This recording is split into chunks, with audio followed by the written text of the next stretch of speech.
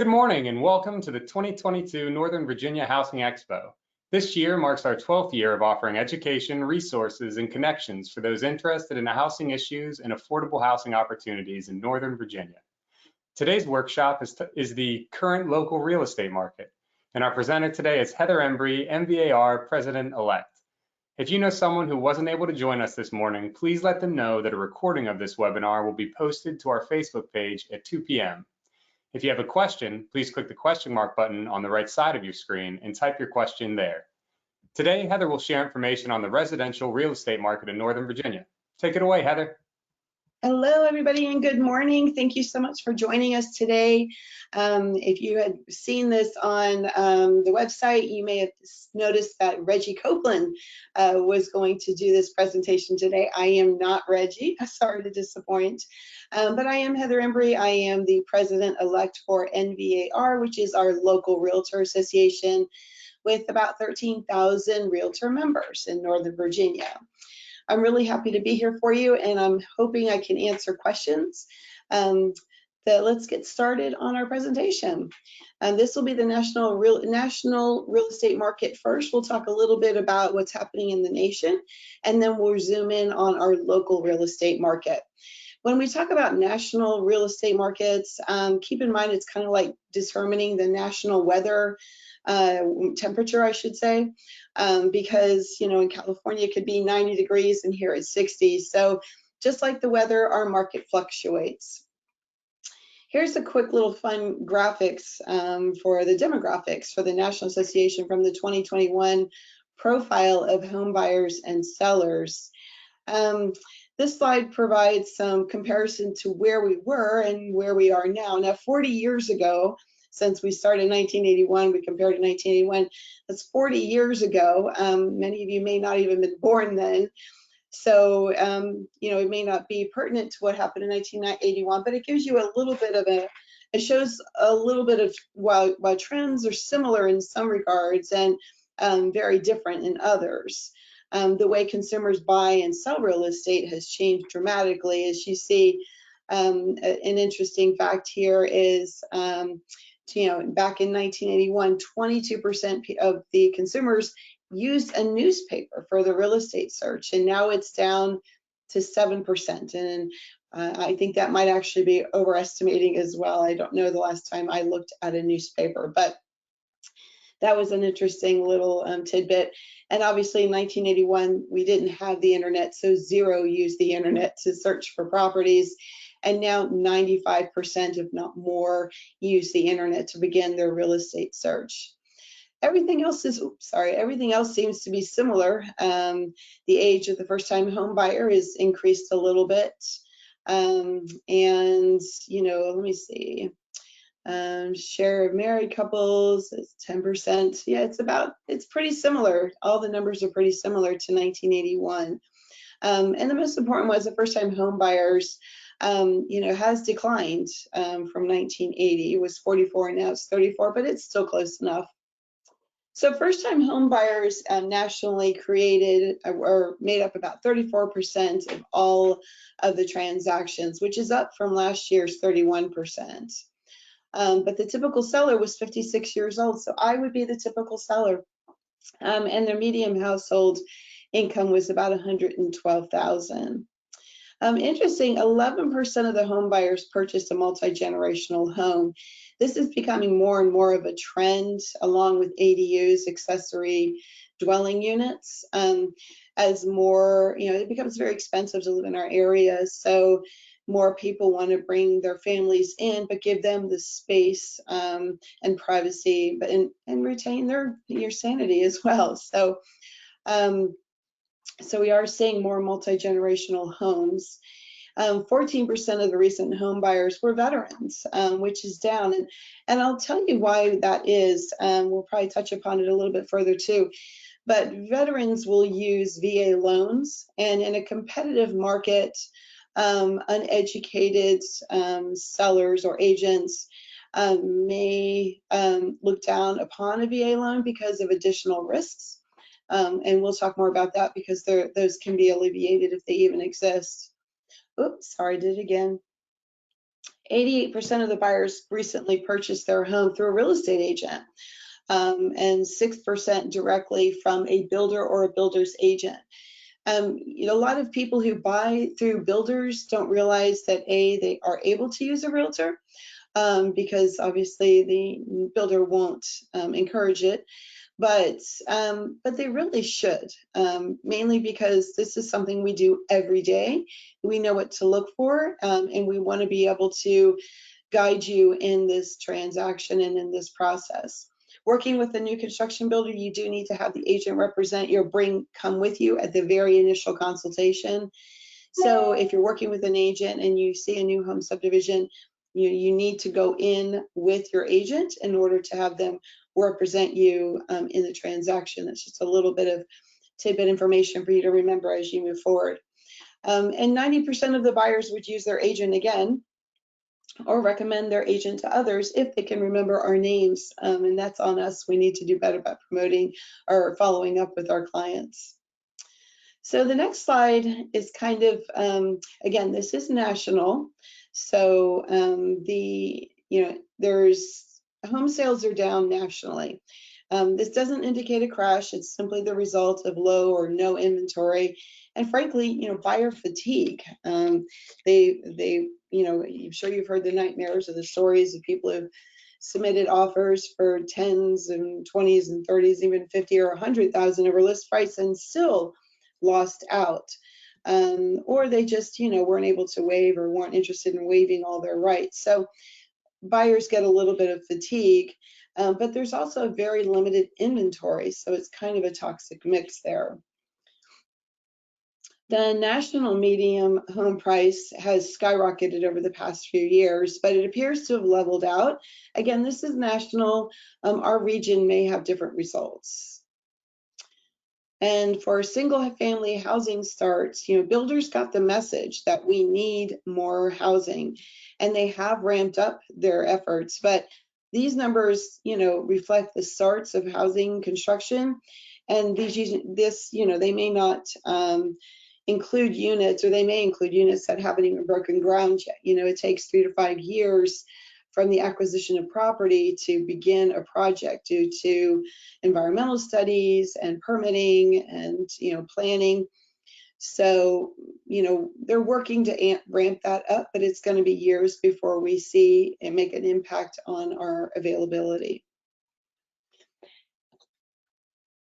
And I don't need to tell you about inflation. All of you are feeling it already. If you went to a gas station recently, unless you have an electric car, and even then the electricity bill went up 11% average. So we're feeling the pinch, and that is making a difference in our real estate market as well.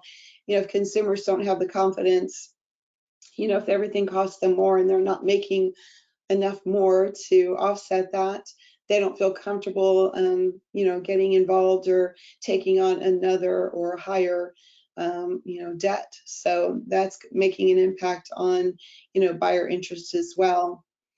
But inventory is still at historic lows. So the ones that are buyers who are still strong enough are out there trying to buy, but there's really not much out there to buy.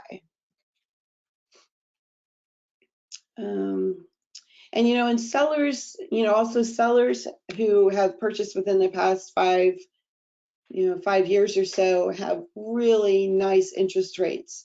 So for them to decide to pick up and move to something bigger or smaller, unless they're paying cash, they're going to have to require a new mortgage, and those rates are higher. The average interest rate right now is like 5.5%. Some of these sellers may be locked into 2% interest rates. So they don't have the incentive to pick up and move out of their existing home because they'll lock into a higher interest rate, which will cost them more. So that's another fact that may impact our inventory. But for consumer expectations, they feel like still, the Fed, the National New York Federal Reserve, feels consumer expectations still feel buying a home is a good investment. And I agree with that. It may not be the perfect fit for everybody, but it is definitely a strong way to build your wealth. All right. And this forecast indicates that interest rates could go as high as 8% or increase. I'm sorry, annual sales and growth. I'm looking at the wrong slide. Sorry, guys. So the forecast indicates an 8% increase for home prices in 2022. You see here that we were at 16.9, a 17% increase nationally for sales prices. So that was a big jump for a lot of people. And now it looks like we're going to see a more mild increase, and the following year even less of an increase in home price. But for buyers, the damage is done. We don't see that the price is going to go back. We see that it's going to continually rise, maybe just not as much as we've seen over the past 2 years. And then the mortgage rate forecast, well, really, guys, we need a crystal ball. We do know that the Fed has required that increases take place in an effort to tamper inflation.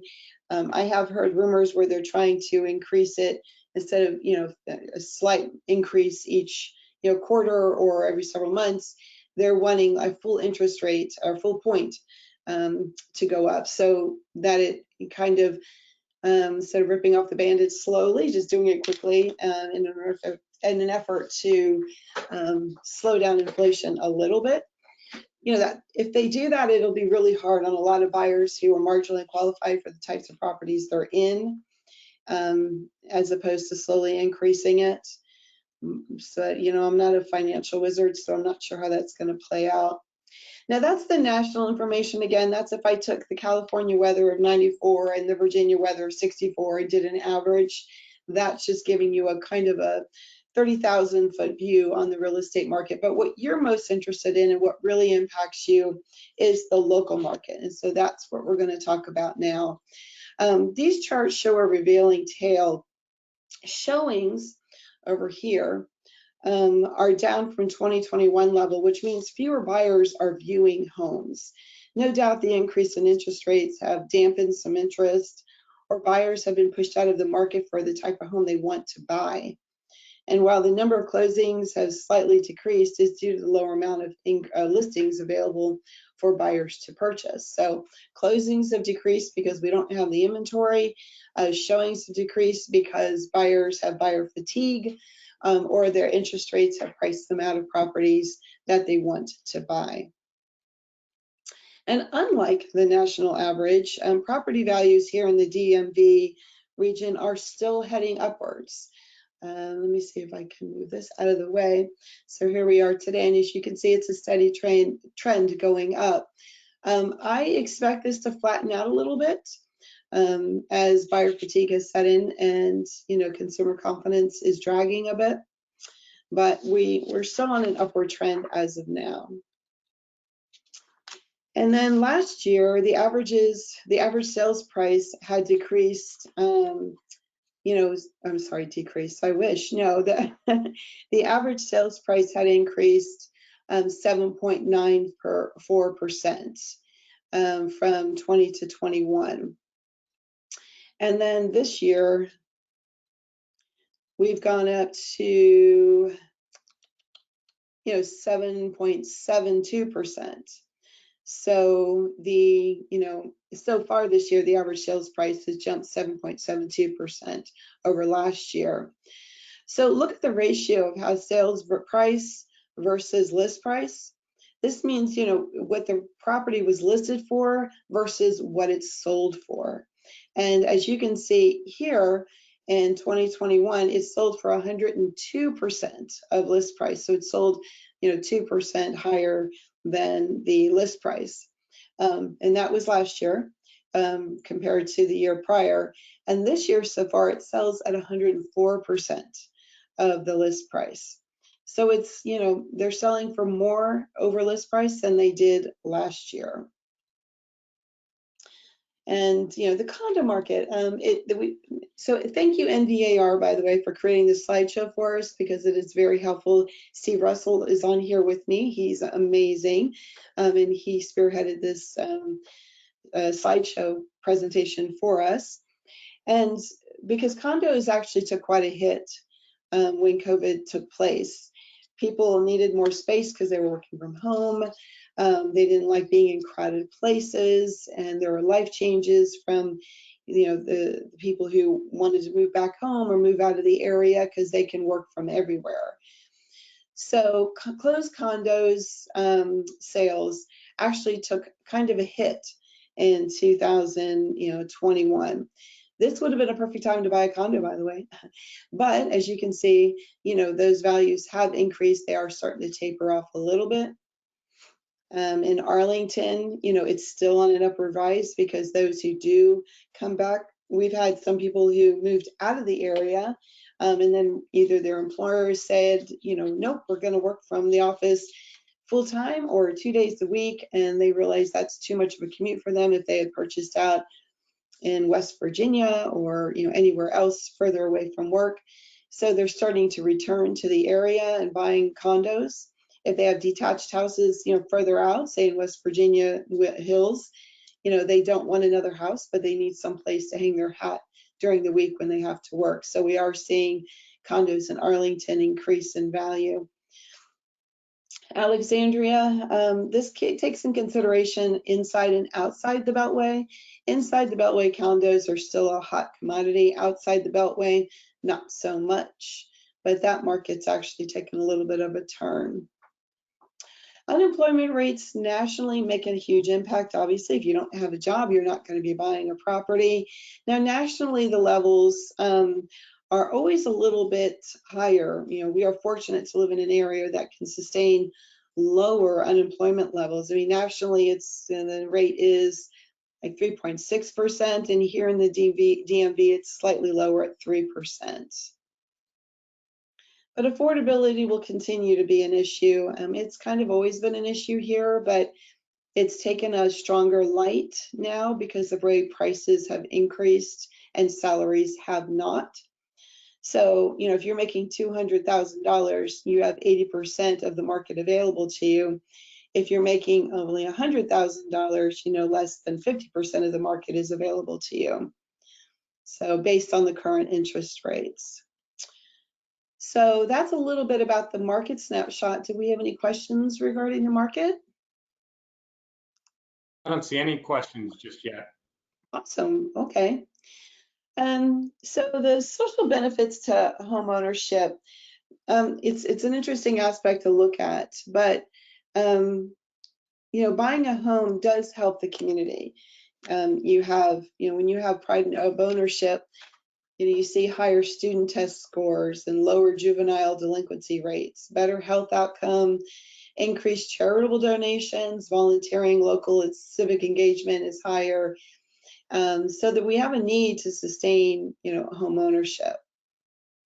In that regard, NVAR actually has an NVAR Cares Committee, and I'm proud of the work that they do. They provide financial support to local organizations, as well as, they volunteer for Homes for Habitat, Build Days, and Restore. They work at the Restore store and provides assistance to our local elementary schools. Now, realtors have a heart for service and passion for giving back. In fact, realtors volunteer at more than twice the rate of the general population, with 72% of us volunteering regularly. Bet you didn't know that. And many buyers are under the impression, and this is kind of a slide out of text, but when we're thinking about buying a home and sustainability, many buyers are under the impression they need 10 or even 20% of the purchase price for a down payment. And the reality is the typical down payment is only 3%, but this does not include closing costs. This is your down payment. And luckily there's a lot of local assistance, down payment assistance programs available. You'll need to talk to your realtor to get more information about that. And I was going to say, unless you live in your parents' home, you are making somebody's mortgage payment. Either it's going to be yours or your landlord's. The following chart shows a cost comparison for a renter and a homeowner over a 7-year period. After 6 years, the homeowner's payment is lower than the renter's monthly payment. And that's taking into consideration with tax savings, the homeowner's payment is less than the rental payment after 3 years, because as you know, right now you're able to deduct your interest on your mortgage. That is a benefit that is constantly being scrutinized by the government.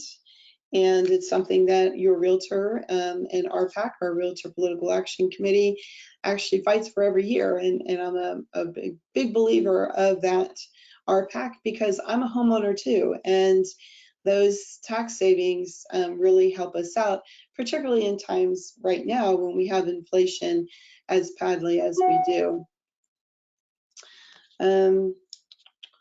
So let's see, this one, the generation, homeowners versus renters. Again, you know, somewhere, if you're living somewhere not in your parents' basement, you are making a mortgage payment for either your landlord or yourself.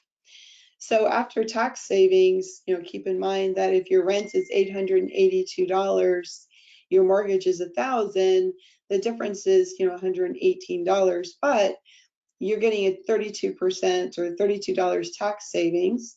So after tax savings, you're paying less than the renters by $384. So, and you know, when you own a home and you're on a standard fixed rate mortgage, the only thing that will really fluctuate is your taxes. But your mortgage company can't say, oh, we're going to raise your rate, so now you owe $500 more a month, where your landlord absolutely can do that. And, you know, purchasing a home is obviously your biggest financial decision.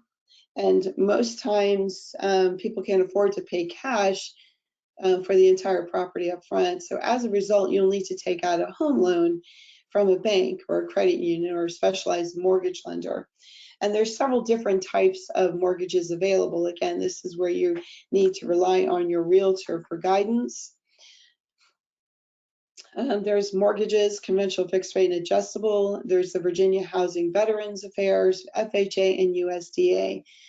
Now for VA loans and USDA loans, they actually have products that either offer no down payment or down payment assistance. So these are the type of loans that most first-time home buyers, if they can qualify, like FHA has a lower down payment, maybe 3%. These are the types of loans that if you qualify would make more sense for a first-time home buyer. Whoops. Your conventional loans are more of a 10 to 20% down loan. And then this slide shows us the median percent of down payment by first-time home buyers versus repeat home buyers. So as you can see, the red line is the first-time home buyers, and they're down here. And then repeat buyers are up here. And that's typically because repeat buyers mean you started off with a condo, it increased in value, your family grew or your needs grew. So you bought either a townhouse or a detached house. So when you did that, you had proceeds from the last sales or the last home. So you were able to apply that to your new home. So that's why you see repeat buyers are a little bit higher. If you're ever curious what the stages of the transaction are, obviously your realtor is the first place to start.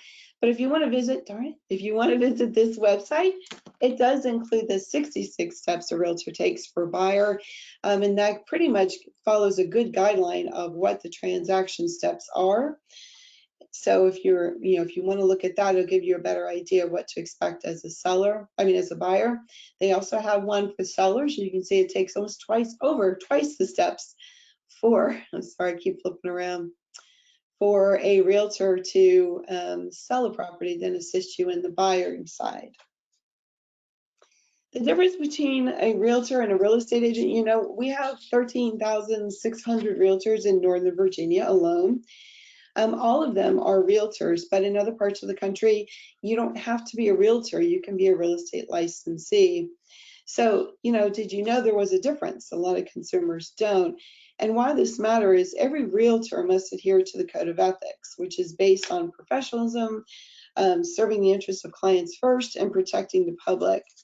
They will be your expert guide in what will most likely be the largest purchase you ever make. So if you're looking for a realtor, you don't have one yet. We do actually at NVR have an nvar.com find a realtor. So you can actually find the right agent for you. There's a couple of footnotes here that I'm going to mention. The Fed does expect several 50 basis points increases in the discount rate by the Federal Reserve. So that will increase rates and it'll provide slower growth in housing markets. And despite the increases in mortgage rates, single-family houses prices in 2022 will increase at a moderate rate. So if you need more information, NVAR is your resource. You can do a screen grab of these sites. They do have a great market statistics and consumer information. You can also go to homeownershipmatters.realtor and realtor.com for further information. So that concludes my market trends report. If you have any questions, I'd be happy to answer them now. I don't see any questions yet, Heather, but we'll give it a couple minutes. Sure. Let me go back. Just a reminder, the question mark on the right side of your screen is where you can ask questions and we'll be able to read them and get back to you. Awesome.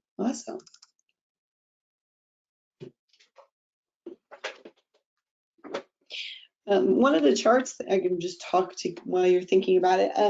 One of the charts showed that cash buyers are more prevalent. They're not more than other loans, but they have increased considerably over the years. And those might be a little skewed because there are third-party services that will purchase a home for cash on your behalf.